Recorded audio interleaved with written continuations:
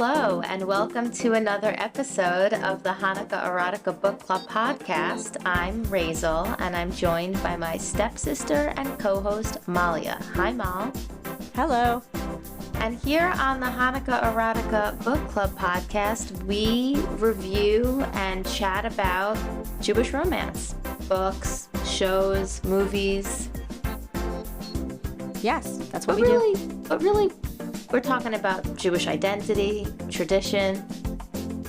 Absolutely. Jewish joy, in the words of Gene Meltzer. Yes, Jewish joy. So much to catch up on. Yeah, there's been a lot. The response to our last episode was voluminous. Granted, it was all from one person. But mostly it was about seltzer for me. Oh, seltzer. Oh, you got a lot of seltzer feedback? Yeah. Okay.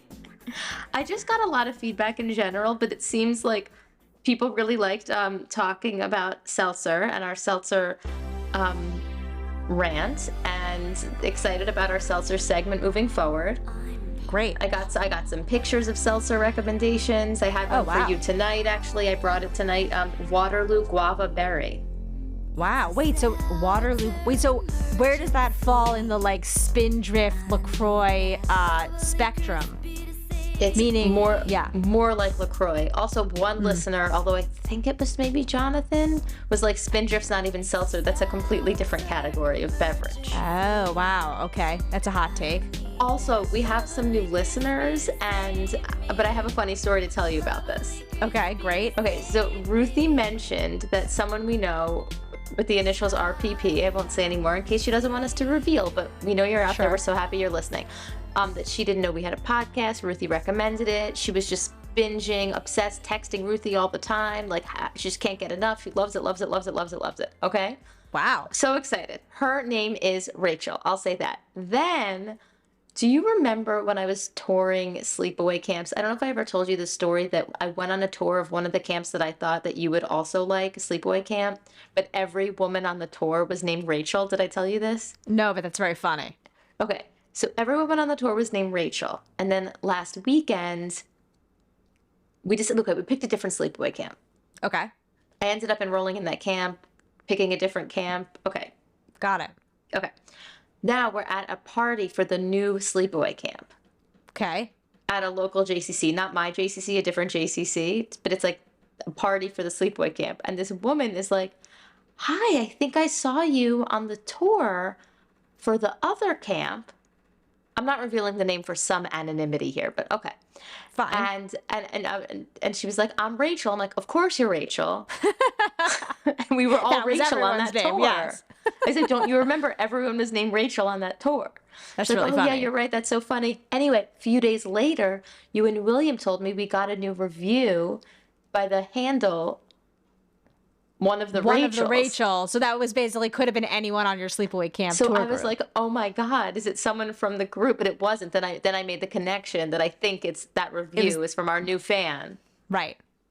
Wow. And friend. But anyway, I had to tell you that whole thing. That's a really good thing. That's very fun. That's very classic. Yes, one of the Rachels. It's really funny. Yeah, Rachel's really the funny. Jewish mom name of our era. Yes, we're on now the Susan and the Barbaras. Yeah. Right. This is the new gen. Yeah. Mm-hmm. Cool. Yeah. Just a tour full of Rachels. That's very sweet. Well, I'm interested. I don't know what sleepaway camp you ended up picking, so I'd like to know more about that. Yeah, I can't wait to tell you about that when we're offline. Sounds good. I don't think we're going to do sleepaway camp. I'm just he's going to just stay home for another summer. Yeah, it's whenever you're ready. Yeah. So that was really fun. We're excited for that, and Cool. I'm excited that we have some new fans. So I got some seltzer feedback, and I would say our biggest fan. Well, the other thing that I thought was very funny, because I know you're about to share about my mom's email, I suspect. No, but I also have a little bit of a seltzer tidbit while we're on the segment. It's just that, it's just that we were down in South New Jersey, and there's just I feel like, for us who are used to Brooklyn supermarkets, there's a football field size ShopRite right nearby us that is extremely well stocked and extremely cheap. Yes. To the only time that I'm ever should we move to South New Jersey is when I'm checking out at that ShopRite. I'm just this is the greatest place I've ever been. Yes. And they have an amazing seltzer selection. as like everything else. So we usually try to sample some flavors, and we had a limited edition polar nectarine grapefruit. Oh. That I thought was great. Okay, that sounds amazing. So I recommend, if they said limited edition, I don't know if that's just marketing or whatever, but polar nectarine grapefruit, very good. Okay, that sounds amazing. I've also had mango lime polar recently. That was seemed like maybe it was closer to a spindrift than a seltzer, but I checked and I think it's really just a seltzer. These flavors are amazing. Totally, they're great. Polar's a really good one. Oh yeah. Also, I never told you this, but my sister-in-law's family, that's Mitch's brother's wife's family, they're in Passaic. The first time I was ever at their house was for their l'chaim, the night they got engaged. Okay. Best seltzer I've ever had in my life. You would not like it, neither would Mitch, because you both have chocolate aversions, but it was Adirondack brand white chocolate seltzer. Sounds disgusting. Wow. Incredible. See, I feel like incredible. Okay, like almost that. like a chocolate soda, chocolate egg cream. I don't know. Chocolate soda's the thing. Oh, and then I forgot I have something else about for our seltzer segment. Okay, and this actually connects two different elements that we've revisited, seltzer and from speak, because someone alerted me to the fact that there's a current apparently viral, and when I say viral, I don't know how viral and among what ethnic group it's viral, but apparently, there's a whole thing that the From brands of seltzer are like gassier than the typical seltzer. Like, have you ever had those From seltzers, like Be'er Mayim or whatever those are? Yeah, I know that one. Okay, supposedly that's more gassy, more bubbles than more carbonated than secular seltzer. Interesting. I don't know why. Okay. But anyway, apparently there's a video of some like From Lakewood guy who's like, it's Motzi Shabbos, and I'm cracking out a fresh bottle of Be'er Mayim, and he's like just really enjoying the fresh, crisp seltzer, and he says like, I'm this ricious seltzer, like ricious meaning like a Russia, like wicked. Like a Russia's a wicked person. Apparently that's like slang. This is a ricious seltzer, like wicked. So now I'm like, that's a good, Amazing. When the seltzer is really good, it's ricious seltzer. Amazing. Yeah. These are terms I've never heard. Also, I didn't know that kosher seltzer was more carbonated. And also that viral video is obviously only making its rounds. Lakewood, Muncie. Listen, Baltimore. Like I said, viral is a subjective term, I think. Sounds good. Okay, it sounds really like a good video. I don't know. Yeah, it sounds like a good video and a good seltz. Totally. Okay, but the thing is, there is crossover between last week's book and this week's book, because like now I'm thinking about the chocolate soda and like the soda jerk, like the soda fountains. Yeah, well, they were both like period works. Yeah. Yeah, but they're like, there's some soda seltzer, something's happening. Content, totally. Agreed. Yes. Anyway, and that's a good segue to your mom, because she did. It is a good segue to mom, but I needed to tell you is obviously my mom wrote an email. Yes. That we will discuss, but when Jonathan listened to last week's episode, the Sarah, what was it called? The Sarah Confino Goodman book. Oh my God. Don't forget to write. Thank you. I loved it so much, though. Like, it was really good. It was really good. Yeah. But he said the funniest thing about last week's episode, which was, I really feel like this episode needed a Bobby guest segment to tell us what it was like in the 1960s to be a flirty girl getting in trouble for fun with boys at shul. Like, Bobby, help us bear witness. That's amazing. And he's totally right. He's completely right. I felt similarly to this book. I also really, I know we have more to catch up on before we even get started, though. So anyway, he thought Bobby should have helped us bear witness last week. I completely agree. And so did she. She completely agreed. And also had a lot of opinions on what we're reading tonight. But before we move on, do you feel like we need to talk about Jonah Platt? Like, we definitely need to talk about Jonah Platt. I don't know, like, what exactly I have to say about Jonah Platt, except that I just feel like, am I crazy that he's become like the Jewish voice of our generation all since we had him on a podcast? Like I know he was always very Jewish here. Yes. If anyone's new here, because also like we do collect new listeners, like I'll tell someone, like people start at the most recent, not at the beginning, right? Totally. So yes. like, for example, like someone who started at work and someone during a staff meeting was like, I love something about how they love like our dynamic, just a nice compliment about the podcast. I was like, oh, thank you so much. I like made a comment about a recent episode. I didn't even know they were a listener. So then this new person at work's like, oh, what's your podcast? I said, oh, I review Jewish romance. Right. What's it called? I told him. He starts texting it to a million people he knows, which is so nice. But now they're not starting at the very beginning, right? So anyway, if you're new here, Malya and I got started. This is our third season of the show, but we got started. And on our very third episode, Jonah Platt came on because he was in a Hanukkah romance movie that year. We were about to watch it. I posted it to stories. When you post to stories, it literally slides into their DMs. He wrote back. I was like, we're recording tonight at 9:30. He came on. It was sincere. But since then, he started his own podcast, and Malya thinks that we're the reason. I'm just saying, like, I don't know, because I acknowledge that, like, I was not following Jonah Platt's career actively prior to him coming on our podcast. So maybe I'm wrong, and this is all just a warped perception. Obviously, he's always been an involved and committed Jew, but just having followed his Instagram for these last 2 years, I just feel like he's really upped the ante. Now his whole identity is being persona online is about Judaism. 100%, but I think that's like more about Hamas than about us. Like, it's the timing. No. Hamas gets no credit for any positive developments, especially not Jonah Platt's wonderful, stepping up and leadership. I just see him now. People are like regramming his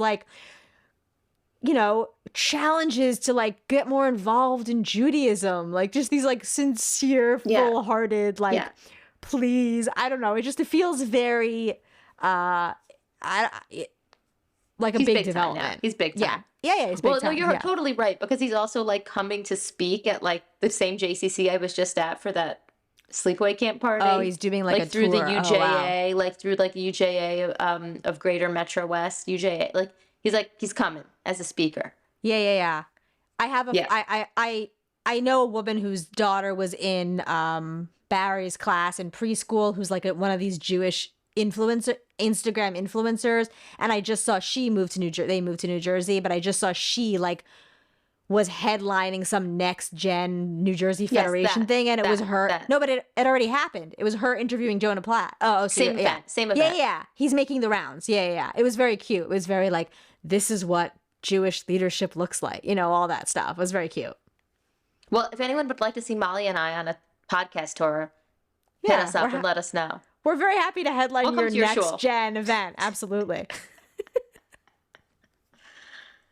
Okay. Although you know where I do really want to go? The new romance bookstore that opened in Harvard Square. Oh, you mentioned that. Cool. Yeah. It's not the Red Bodice. It's a new romance bookstore. It's called something cute. I can't remember the name.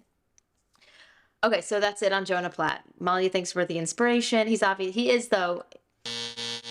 taken this. This part of his career has really blown up. He was a musical theater guy. Right, I'm saying I don't hear anything about that anymore. He's not posting about musical theater. No. Right. Who even knows if he's auditioning? Okay. Why would he? Why would he? Why would he? Right. It's the voice of the Jewish people. Okay. He is.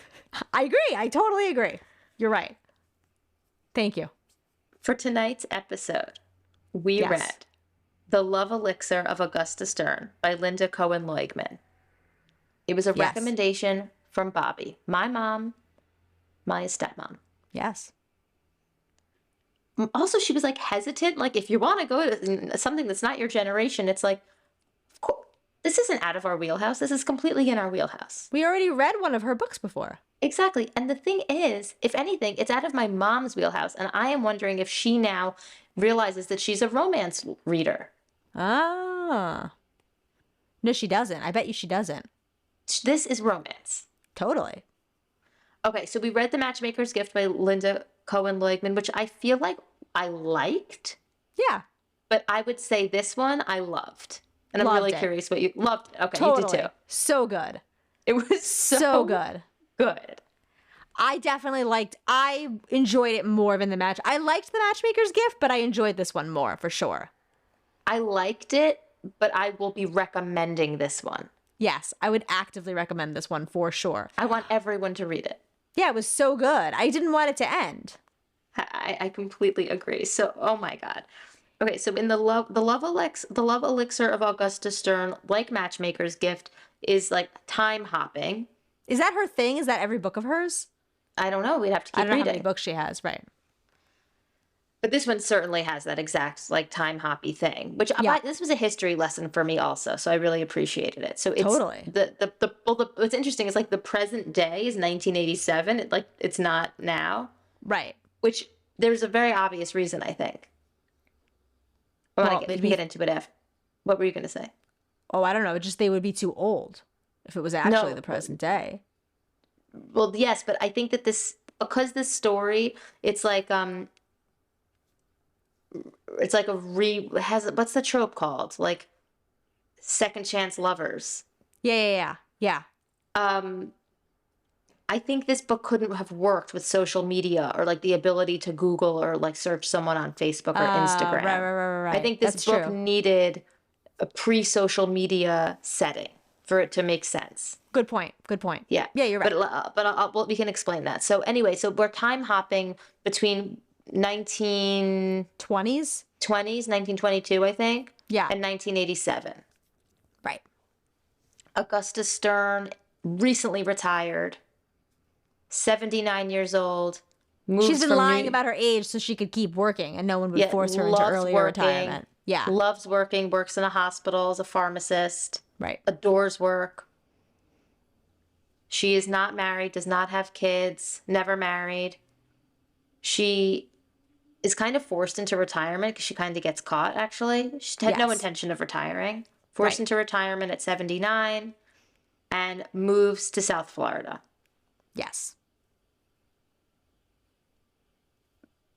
In the 1920s, she worked at her father's pharmacy. In Brooklyn, Brownsville. Right. Her mom dies. Right. Her aunt moves in. Also, another aunt that reminds me of Auntie Flo. Did that aunt remind you of Auntie Flo? Because this one, she seemed she's very different. Yeah. She was very different, but like another aunt with no kids. Right. Who kind of takes on like a maternal sort of, but like a little more edgy than maternal, I guess, like relationship. Yes. But I just can't believe we went from one to the next because Aunt Ada and Aunt Esther, there was something there. I'm sure my mom felt it too. So, but I love what my mom had to say about Auntie Flo though, and don't forget to write. Oh my God. Yeah, she related to that comparison big time. Big time. Yes, she got into there was a whole opus about her weekends with them and and eating secret trafe, or not secret, but like eating trafe that she wouldn't have eaten with her parents. So cute. So cute. That Auntie Flo, I was totally right about that. Yeah, Auntie Flo and Uncle Dave feeding my mom trafe and Chinese food. Yeah, so the cute. Unimaginable. The unimaginable. In my mom's words. Yes. Okay, so we have your mom should write an autobiography. Don't you feel like your mom should write an autobiography? Totally. She has to get on that. I think she's considered. Has she? A memoir. A memoir, exactly. A memoir. Thank you. Right. I think she's considered it. I think she should. I'd read it. Yeah, my unbiased opinion is I'd read it. We'd read it on the pod. Totally. So next, Brit Bodice event. Yeah. Discuss the life and times of Bobby Furcalf Dorr Kurzweil. She's led many lives. I think that's the point. That's what I'm interested in. There's a whole other name in there you didn't even include. She's led many lives. Oh my God, you're right. It's good. Yeah. And speaking of which, there's a whole other episode that she alluded to that I don't even think I knew about. Oh yeah. Mm-hmm. I did. Right. Well, I'm sure, but yeah. Mm-hmm. What I'm saying. There's layers. A lot of layers. Right. Yeah. Okay. Like that's I'm in favor. I'm just putting it out there in the universe. Okay. Bobby, we're in favor of a book. Okay, so totally. But the thing is, like, the book's really this book is so good. This book is... Okay, I'll say, okay, so there's a few things. Like, number one, I love the portrayal of the older people in this retirement community. Amazing. I just feel like she really did it in like such a great way where it was like, I don't know how to, it's sort of like, obviously it's they're all old. Like it's at the forefront, but they're like full people. It's not like them getting old is not like their whole personality. Do you know what I mean? Totally. And I just thought that was so, I feel like you don't see that a lot in books. They were real. They were funny. Yeah. They were witty. They were believable. The writing was really good. The dialogue was really good. Yes. What we need to tell our listeners, like the crux of it, because basically her father hires this delivery boy in Brooklyn back in 1922 named Irving Rifkin. Yes. And they become very close friends. Right. But also, they're in love with each other. Yeah. It becomes a romance. This is illustrated back and forth over the course of the whole book. But basically, they're friends who become not exactly lovers because they really only kiss once, but they're like totally in love with each other. They're kids. They're like graduating high school. Yeah. But that for that time, like people were getting engaged then. Yeah. Right, but yes. Something happens that's revealed like much later in the book, but he basically... if I have one criticism, I felt like all the reveals kind of like happened too quickly at the end. Right. Yes, I understand that. Anyway. Yes, it's a slow, it was like, it took a while to get the answers, but then you got them all at once. Exactly. Or like the chapters were going back and forth quickly. Yeah. Yeah. But at that point, I needed it. Like I needed to know. Yeah. Of course, that was the end, right? So really, she didn't know why, but he left her and like basically married someone else and moved to Chicago. It all happened very quickly. Yes, one day they were like in love and getting married, and literally the next day, like he left a party early. She never saw, and like 3 days later, she found out he was engaged to someone else, and he moved, and she never saw him again. Moved to Chicago, never saw him again. But the thing is, it's not that they didn't discuss yet that they were getting married because he hadn't proposed to her, because like that was one of the whole things. Like, I think she thought that was where it was gonna. That's where she hoped it was where it was gonna go. And in his head, it's also where he wanted it to go. But it wasn't like they were really in love and getting married because he never was able to actually propose to her, which is part of this whole crazy story in the book. Yes. But anyway, yes. One day they're in love. The next day he's engaged and moves to Chicago and having a baby with this woman in Chicago. Right. Who happens to be the daughter of this Jewish gangster.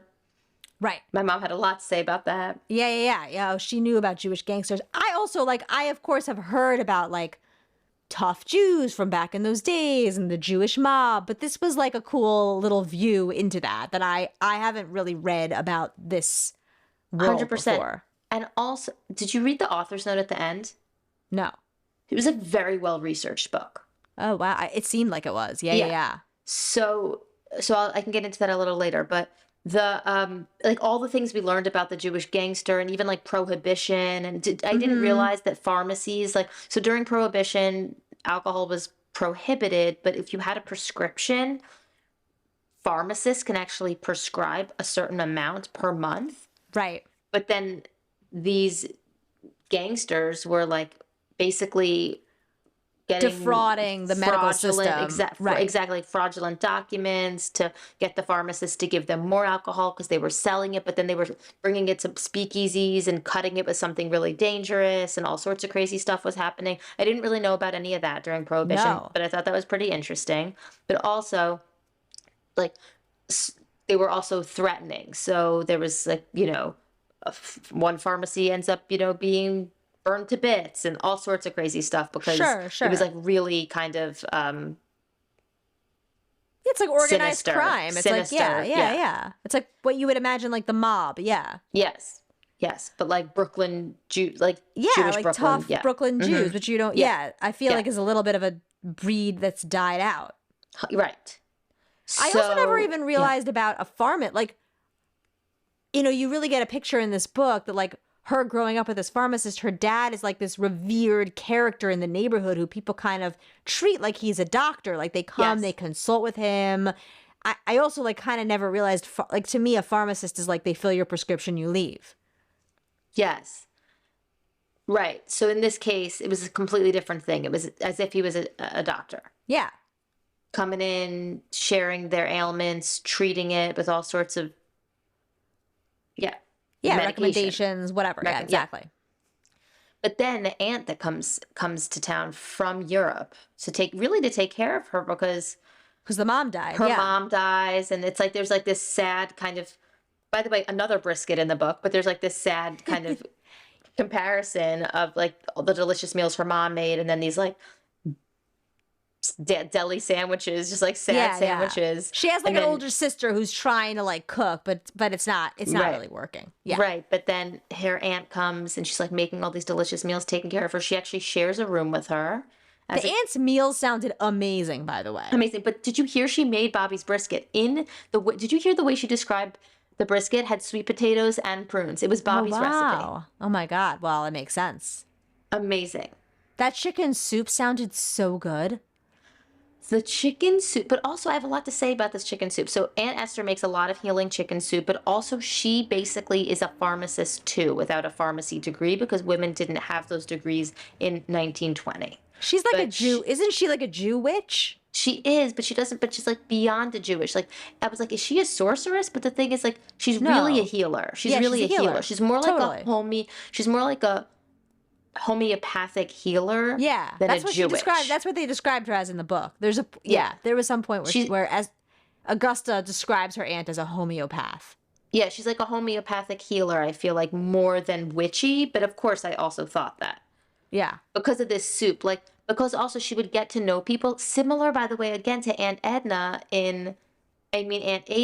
in Don't Forget to Write, but, you know, someone would describe what was happening. Like, there was one woman who, Harriet something, who never was able to have a child, and she was, like, trying for almost a decade, and then she had one conversation with Aunt Esther. Aunt Esther prescribed a couple of things, but one of them was like, stop wearing those fancy shoes. People are jealous of you. And it's, you know, giving it a kinahara. So put on these ugly old boots of Augusta's mom. Right. So that people stop being jealous of you, and also tell your husband not to travel so much. Which I was like, no one told her that in 7 years, that like, if your husband's traveling for most of the month, the chances of you getting pregnant are less likely. Like, is that some genius new thought? I don't know. But no one told her that.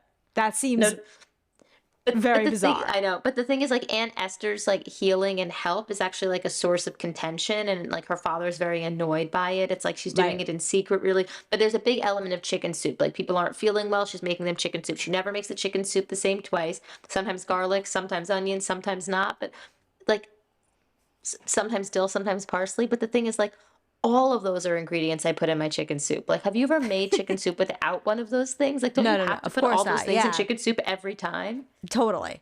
I would say, like, the optional things, or like things you could switch out, would be like turnip or parsnip or something like that. Like, that to me feels like an optional. Yeah, or like, agreed. Some people put cabbage, some people don't. But it's like, no, garlic, you need parsley onion, and dill and dill. Yeah, that's the base of the soup. That's the base, and the chicken. Right. Anyway, she never made the same chicken soup twice. It was very healing. It sounded amazing. And they had like a little kreplach in it. That's what sounded really great to me. I love kreplach so much. So good. Oh my God. Oh my God. Homemade kreplach in that chicken soup. I love kreplach.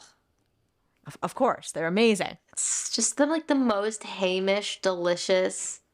But in a good way. Like, I feel like it's not, I feel like Hamish food can sometimes have a negative connotation also. No, I mean old world, tasty. Yes. Agreed. 100%. The kreplach sounded incredible in this I was book. really salivating over those kreplach. Me too, I am right now. Me too. The soup, even just like this, I could smell the soup too. I could taste it, I could smell it. The descriptions I'm of inspired, that were by the great. way. Yeah. Oh my God. Yeah. So she comes, she cooks, she's healing. Yeah. But Augusta is like learning a ton from her, and like really inspired by her, and just like under her wing, and just incredible. But Augusta's like very smart, wants to go to pharmacy school and be a pharmacist, like a revered pharmacist like her dad. But then it's also like, maybe I also want to be a homeopath like Aunt Esther. Yeah. Okay. But what happens is, like, we're telling you all throughout the book, but really what's happening is like this back and forth chapter thing, because she retires in a retirement community in South Florida where she swims every morning and is like starting a new life. And who does she see on the first day? Irving Rifkin lives in the same retirement community. She hasn't seen him since she was 18, and now she's 80. He devastated her. He ghosted her. Before ghosting was a thing. And then he sees her again in 1987, also before ghosting was a thing. And she is floored and she is angry, and he is really excited to see her. He says to her right away that she's like, oh, how's Lois? He's like, Lois left me for Vegas, which I thought was funny later when I realized that like Lois's dad was a gangster and so was Mitzi Diamond, her mom. Also the names in this book. Mitzi Diamond. I loved Mitzi Diamond, by the way. She was a great character. Mitzi, wouldn't this be a great TV show? Amazing TV show. Totally. I want it to be a TV show. Mitzi Diamond, Irving Rifkin, Nathaniel Birnbaum. The names are amazing. Yes. Anyway, yeah, when he said that Lois left him for Vegas, after I was like, oh, she's like still in the kind of like vice, the world of vices. Sure. Anyway, so she sees Irving. She's like super left him with like baby twins that he raised on his own, he says. Yes. Anyway, this is a book of second chance romance, but also kind of like, in a sense, enemies to lovers, because because she's very cold to him. Yeah. And it's still so fresh to her. I mean, it's been so many years, but it all like comes right back. Yeah, it feels very fresh. It's funny. It's like I agree with you about the people in the retirement home. Hilarious.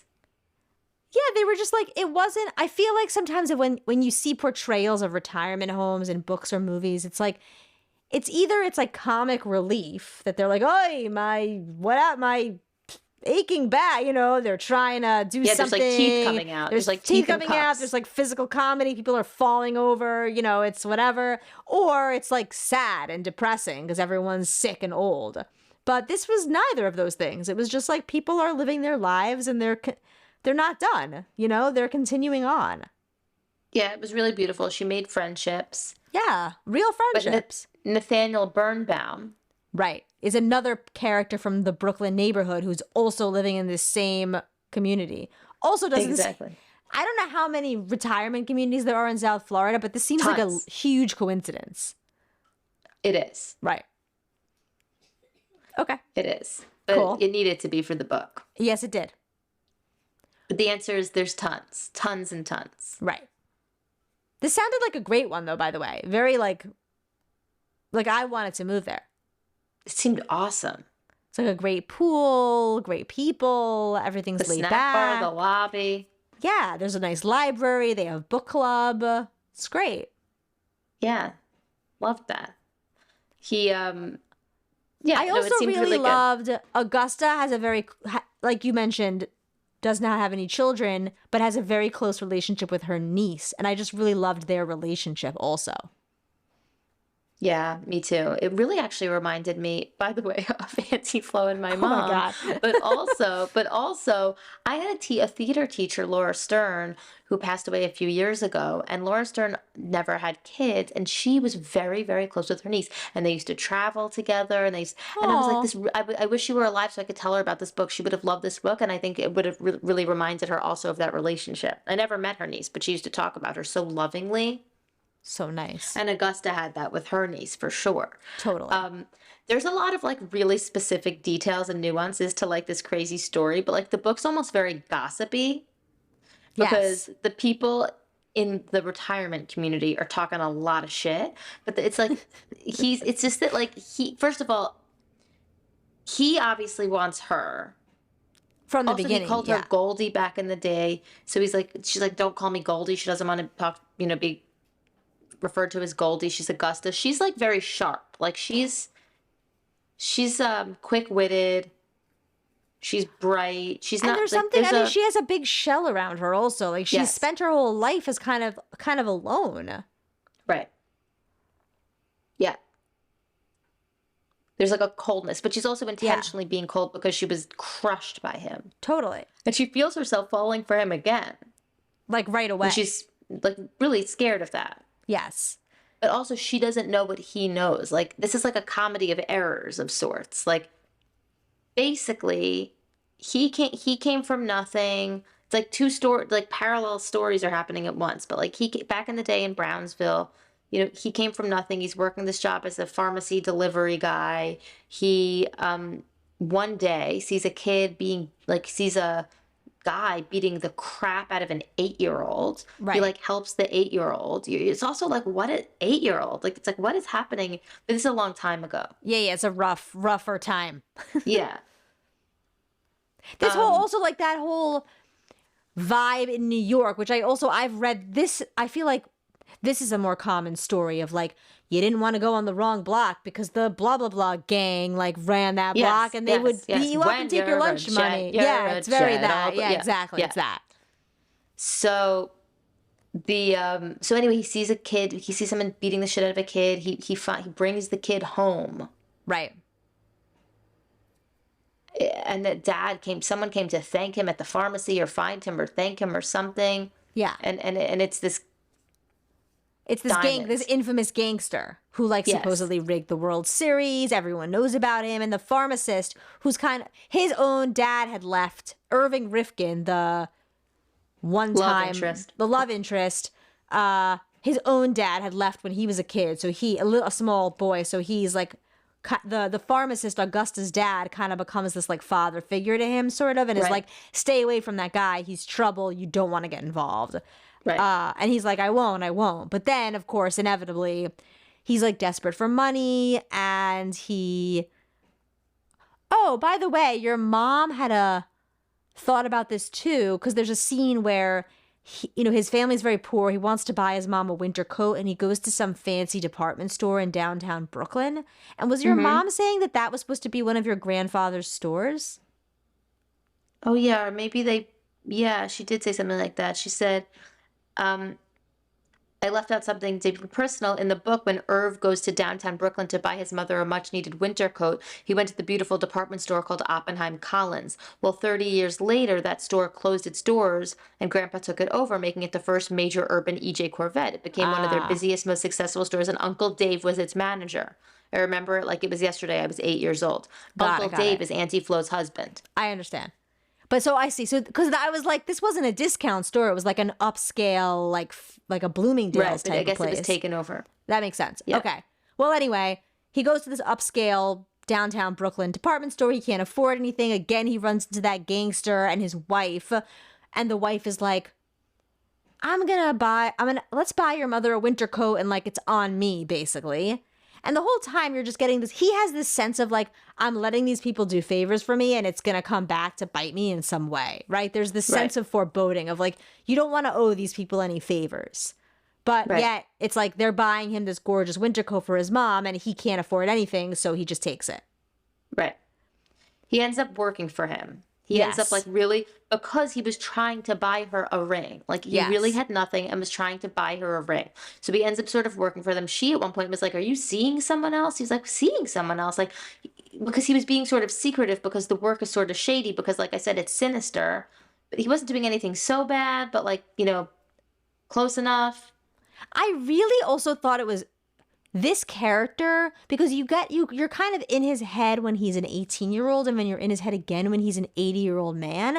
And I just felt like she did an amazing job of like, he's learned, he's grown, he's had experiences, but he's also still the same person.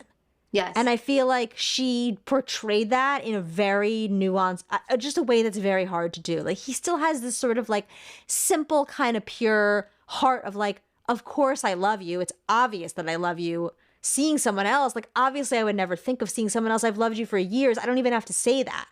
And I feel like it's the same thing again when he's 80. It's just like, it should be apparent that he doesn't even think it needs to be said because to him it's so obvious.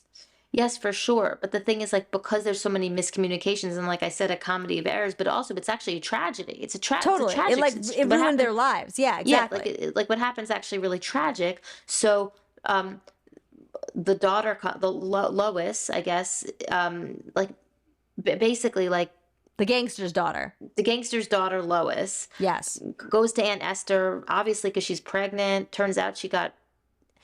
Actually, you know who impregnated her? The schmuck who beat up the 8-year-old. Right. She met at a party. She started dating him in secret because, like, he was, the number one enemy of this family. Right. She gets pregnant. A whole crazy situation, but the Mitzi Diamond stabs him. Irving sees it. Right. Mitzi Diamond comes home up with a whole plan. I know what to do. You marry Lois. Right. You're the father of these kids. You're the father of the baby. Turned out to be twins. Right. And they moved to Chicago because Mitzi Diamond murdered this guy.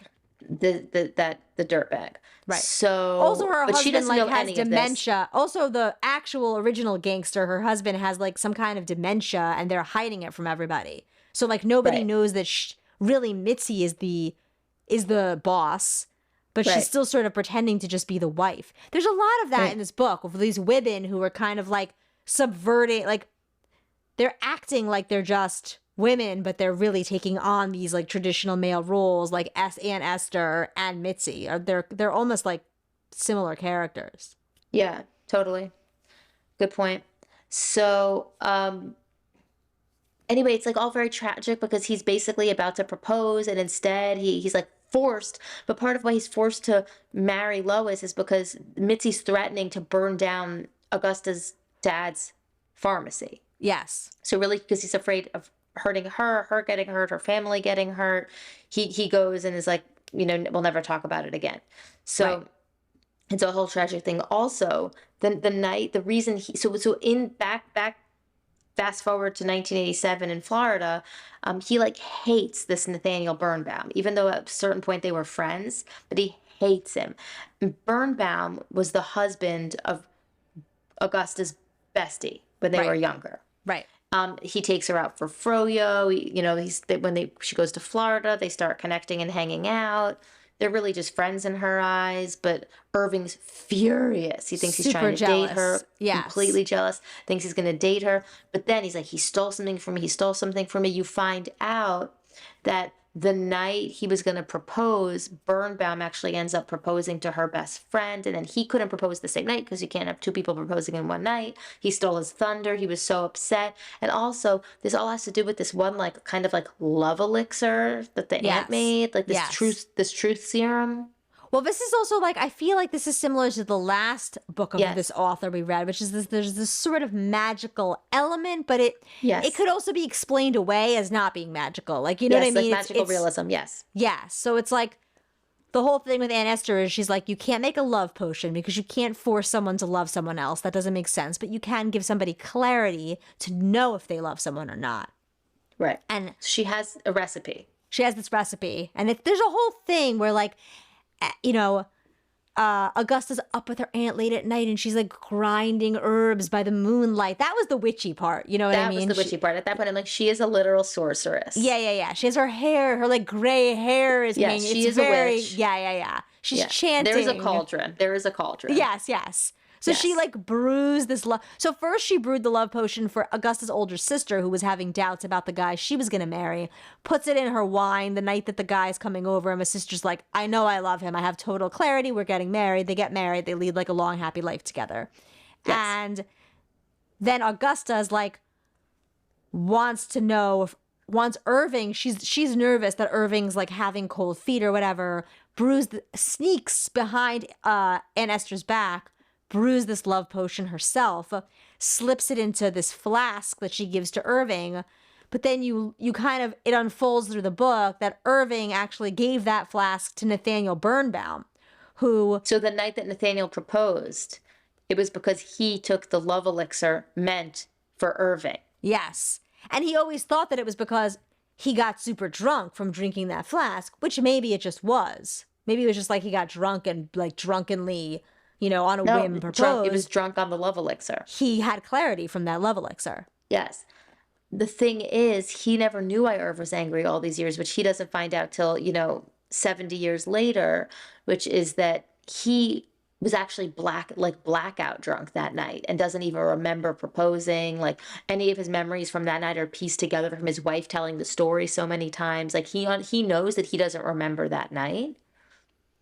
But Irving sees that as like the moment that ruined his life. Like, he would have, because in his mind, he would have proposed that night. He never would have been forced into marrying someone else. He would have been engaged, which is 100% true. So it's like really tragic and sad. But back when they're in the retirement community, as the days and weeks go on, they do spend more and more time together. They're really falling for each other again. She always loved books. She always loved reading. She had given him a book, books of poetry, things that he kept all these years. He ended up enrolling in courses at the University of Florida to learn about literature, and he ends up becoming an avid reader. Like, a lot of things that she had kind of, she influenced him over the years in different ways that he kind of never let go of. Meanwhile, she's also held on to things like a broken random necklace he gave, like a necklace he gave her that was like junky, but for her the most beautiful thing that, so they both had these things that they kind of kept and held on to each other. When they first reconnected in Florida, he was like, "Oh, I thought you had kids. I thought I had heard that." But it turns out he hadn't heard that. He actually went back to see her after his wife left him in 1940 something. Right. Went to the pharmacy, saw her holding her niece, assumed it was his daughter, and walked away because he didn't want to blow up her life. But she was single and missing him still. It's like, it's like sickeningly tragic. I know, but it also feels a little like, come on. But you see what I mean about how like it couldn't happen with Facebook? I guess, but I feel like it could have, I guess, but I just feel like it could have not happened. I know, but I just feel like we've read books like this before where it's like somebody travels this long way to like reveal this life-altering emotion, and they like have one glance of like someone hugging someone, and they're like, "Oh, gotta go home, forget it. Like, gotta just live the next 50 years of my life alone and miserable." Like, I don't know, it feels very extreme, these decisions they're making on very momentary, incomplete information. Yes. Well, he thought he saw her with her daughter, but yes, he left. He left Brownsville. I get it. Yeah. I don't like that I don't like that plot. That trope, whatever that is, it never works. It's like this it's like the silly miscommunication thing. It's like we talked about this before, level. but it's like Becky's whole thing of the podcast, Too Stupid to Live. Yes. Like, those are the moments. Totally. Exactly. That, right. It's over the top. It's over with Becky. Yeah. Yes. Those are the moments that are just like, you're too stupid to live. But. Okay, so you think it's her daughter. Why don't you go in and like say hi anyway? Like, you traveled to fucking across the world, across the country. Go say hi. Say hi. Go say hi. See what's up. So anyway, fast forward, tragedy's about to happen again because they're having an 80th birthday party for Augusta. Yep. The niece comes to town. She invites Nathaniel and Irving. They decide to figure out their friendship. They have some clarity. They put the past in the past. They get her a present. She's kind of offended by it because it's like a joint flowers or something. Yeah. That's funny. The book's very funny. Yeah. They go have dinner at this beautiful restaurant in a private room in a beautiful restaurant in South Florida, which reminds me so much of a restaurant my grandparents used to take me to in South Florida. Shout out to Gibby's.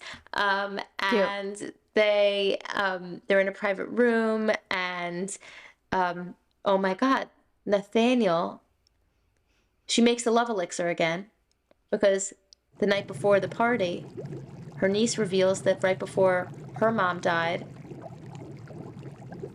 her mom, Augusta's sister, gave her daughter all the potions, Augusta's and tinctures, and Esther's, like potion kit. Yeah, all of her stuff. Right. All of her apothecary things. Yeah. Her whole kit and caboodle. Yes, exactly. And also her chicken soup recipe, which, by the way, is hilarious because she never made it twice. What is it? Right. Chicken. What's the recipe? Parsley Put and a dill? chicken right. in the pot. Yeah. Stir Oh my God. it up so it's nice and hot. We get it. You put a chicken in a pot. Right. Herbs. Try to make some celery, crap onion. Come on. Yeah, I mean, exactly. I happen to make good chicken soup, but come on. Right. So, anyway, they decide to make the elixir again. Right. One last time. And again, Nathaniel drinks it again. Come on, Nate Birnbaum. Seriously. And he proposes to his Rotunda Hills, Florida retirement home girlfriend. That was so sweet. And Herb is like, "You will not do this again. You're not stealing my thunder." This like very much reminds me of like Jerry's dad or like George's dad, maybe George's dad. "You will not do this again." And he basically reveals that this is the last time he proposed. Herb was gonna propose. He stole his thunder 70 years ago. "I'm not gonna let you do this again." Right. She has no idea what's going on. What? You were going to propose to me? I didn't understand. She's been confused all these years, and it could have just been so easily clarified. Yes. I was going to propose to you that night. I didn't.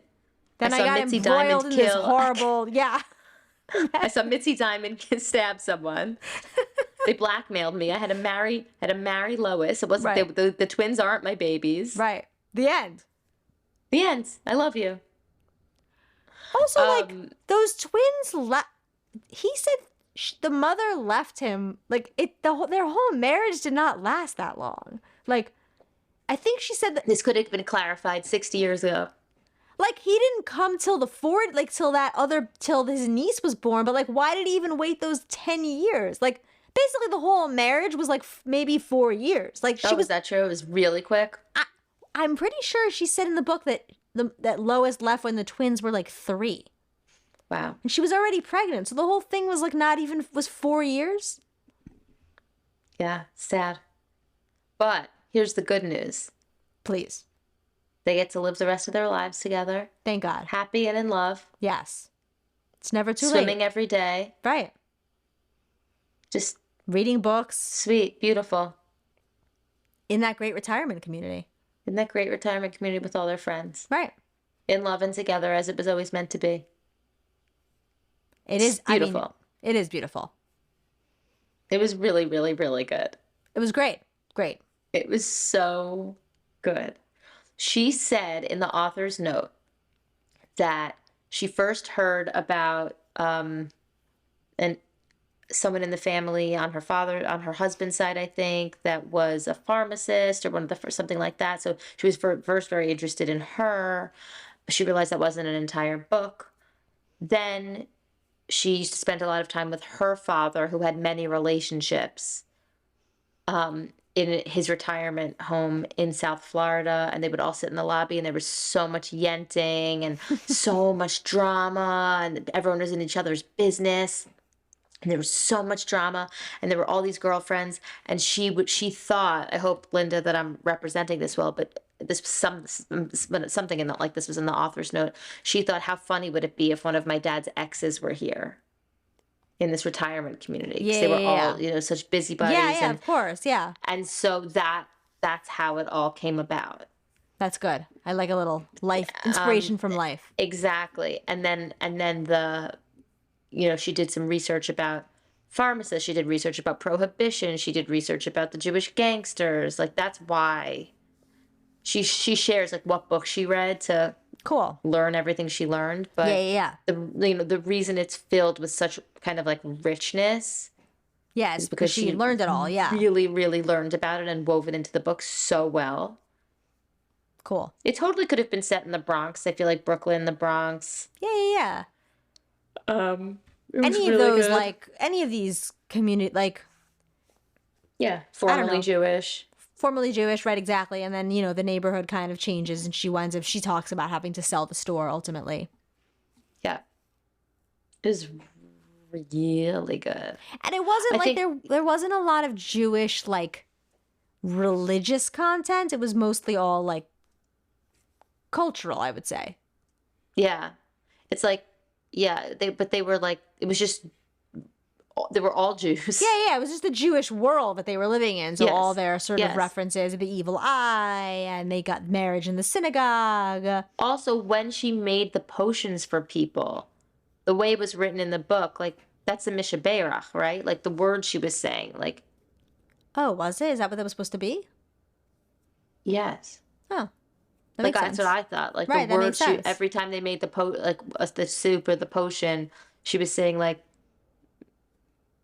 like menu, to heal yes. those who are ill, something. Ah, that makes sense. Yeah, I just thought it was like the English translation of the Mishaberach. And it was like engraved into the mortar and pestle, right? Like, yeah. Yeah, her witchy cauldron thing. That sounds She was great. like, instead of being like, I'm a witch, she was like saying the I hope Mishaberach. Augusta kept using that whole apothecary kit. Yeah, I think she did. I think she really did because hope then at the end, people were coming to her for things. Oh, right, that's I right. have They were. psoriasis. You're I right. have You're this, right. I have Okay, that. good. So at she the was able to. She was healing again. Amazing. I forgot Even that in detail. retirement with with the tinctures and potions and the chicken soup. Thank God.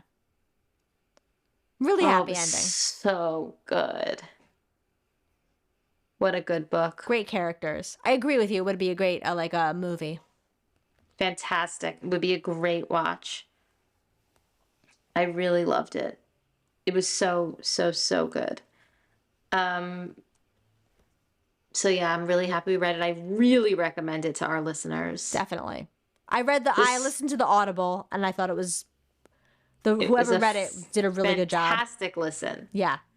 Although there's a word now that I've heard in multiple audiobooks that I hear it pronounced one way in audiobooks. What?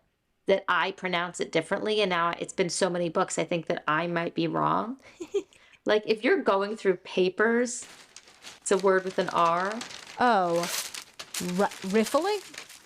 Yeah, how do you say riffling? Riffling, yeah. Mm-hmm. I've been mispronouncing it for 40 years. Oh, you say rifling? Maybe that's an accepted alternative. Well, I'll have to look into it because it's definitely riffling on every audiobook. It's jarring. It's jarring. Really it's not how I pronounce it. But then when I heard it in multiple different books from different narrators. Yeah, I wonder if rifling is accepted. I don't know. Me either. It's hard because a lot of these words I feel like you really read and don't like. How often do people say the word riffling? I've literally never said it, but I've said rifling a lot. No, you haven't. You probably just read it in your head. How often are you saying rifling? Maybe it's in my head from reading. I don't think you've said it. I feel like I've never said it before this conversation. Okay, maybe it's all the books. I think so. Okay. Wait, anything else on the book before we move on to what we're reading next? No, I think that was thorough. I loved it. Cannot recommend it enough. Yeah, I want to read more of her. Also, like, I want to read more, and also, like, this is the kind of book where it's like, recommend this to your mom, recommend this to your aunts. Like, I think a lot of different people from many generations would love this book. Totally. I felt that way about Don't Forget to Write also. Yes. This totally transcends generations. I think that's the whole point, is like, that's why I thought it was so great. It was like extreme youth and old age, and everybody kind of wants the same thing and has grown, but also is still who they were and is still seeking the same things. And it's just very heartwarming.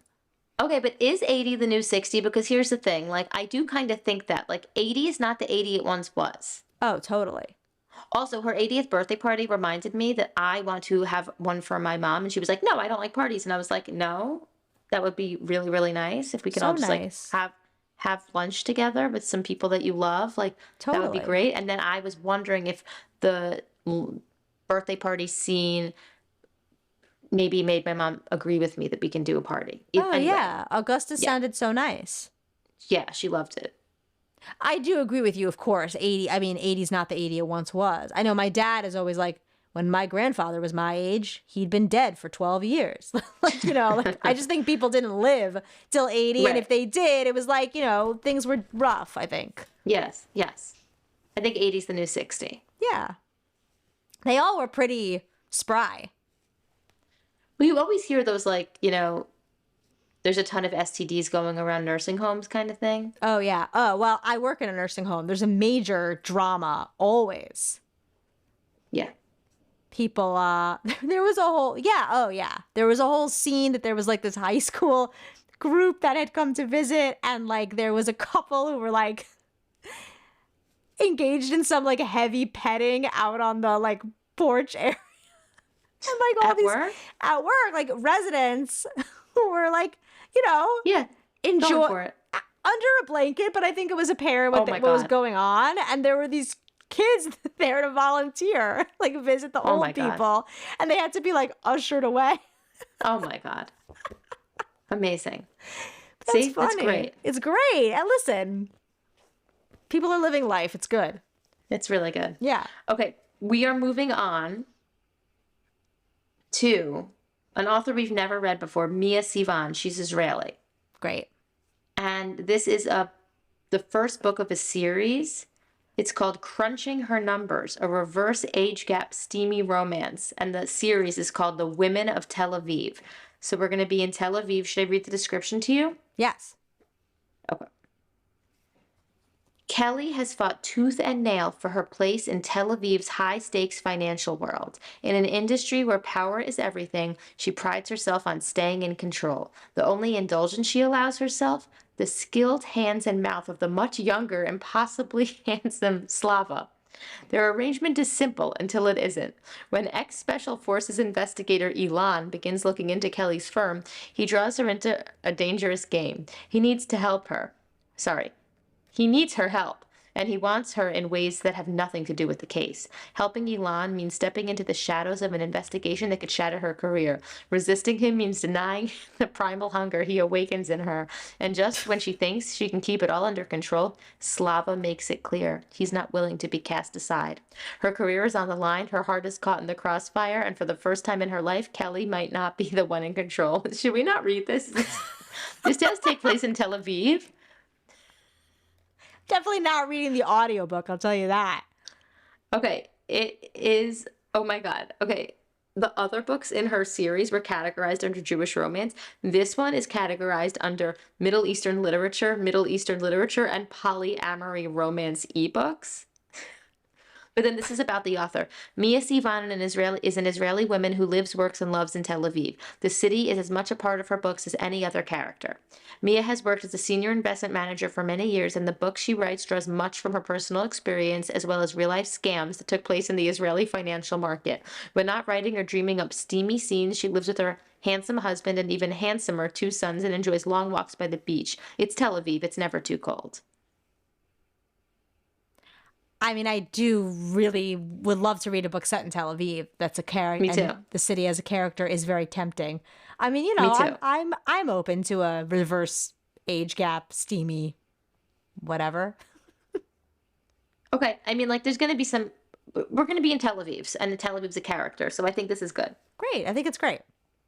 Okay, so if any of our listeners are reading along, it is on Kindle Unlimited. Excellent. It's $4.99 to buy, but it's that's on Kindle. You can also get it on paperback, and this might be a good time to start your free trial of Kindle Unlimited. Which this is not an ad, but I'm a big fan. This book is on Kindle Unlimited, and guess what? I'm gonna get it right now. Fabulous. So that's what we're reading next, and this was really fun. Yes, great one. And this podcast is produced by William Levin and sponsored and brought to you by Newest Traditions and Hanukkah Pong. Hanukkah Pong's a menorah-shaped beer pong game available at newesttraditions.com. With promo code Hanukkah Erotica, you get 20% off. That's HANUKKAHEROTICA. You've gotten very good at that. Thank you. You can leave us a review like one of the Rachels did. We love a 5-star review. Thank you. Love a review. Yes. That was a great review. Yes, one of thank the Rachels. you. Really generous. And follow us on all the places podcasts are listened to. Yep. Bye. Good night. Good night. Shabbat shalom. Shabbat shalom. They get it on Friday now. You're right. No, you're right. Shabbat shalom. It's very appropriate. Bye. I thought you were making fun of me because of my Shavuot dough.